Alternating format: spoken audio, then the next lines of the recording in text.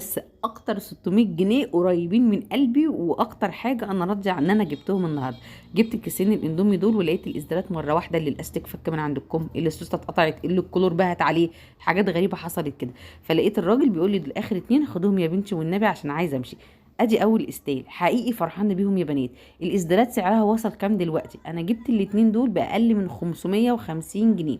هو قال لي الواحد ب 290، وده اقل سعر انا شفته. انا الاسدال الكحلي اللي لبسته من اول مره ده، عايزه اقول لك كنت جايباه ب 330 جنيه، ومن اول لابسه الكلور بهت عليه وبوظه.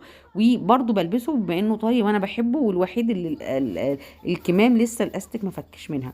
ده جبته مقاس كبير ما شاء الله، واسع وطويل. انا النهارده ان شاء الله هنزل اقصره، بس متردده اضيقه او اشيل منه شويه يعني، ولا هو واسع كده فضفاض حلو.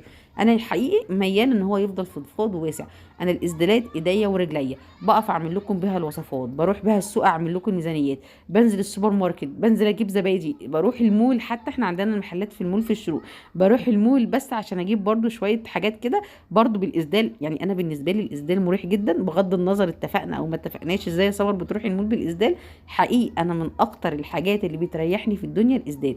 الاسدال ده طري جدا. انا جبت الاتنين ب 500 جنيه بالعافيه، عشان كده بقول لكم انا صرفت 600 جنيه، شويه اندومي وشحت حاجات كده تفريح فرحت بيها العيال. طريقه الطرحه بتاعته طويله، الوانه مبهجه مريحه، مش الوان، في الوان بتاذي العين. انا حسيت الازدالات دول فعلا قريبين من قلبي. جبت الاتنين ب 500 جنيه. انا مش عارفه، هو مش وقتهم، الناس يعني بتحضر للذبيح والعيد وكده، وانا لقيتهم قدامي فرصه.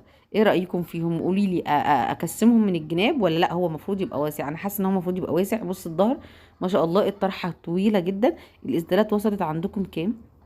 ان شاء الله ان شاء الله يعني هتعامل مع الراجل ده وهقول لكم اسعاره. انا غسلتهم ما كشوش. وبصوا اكتر حاجه قريبه من قلبي، صلي على الحبيب قلبك يطيب. انا جبت الاسدال الكحلي ب 330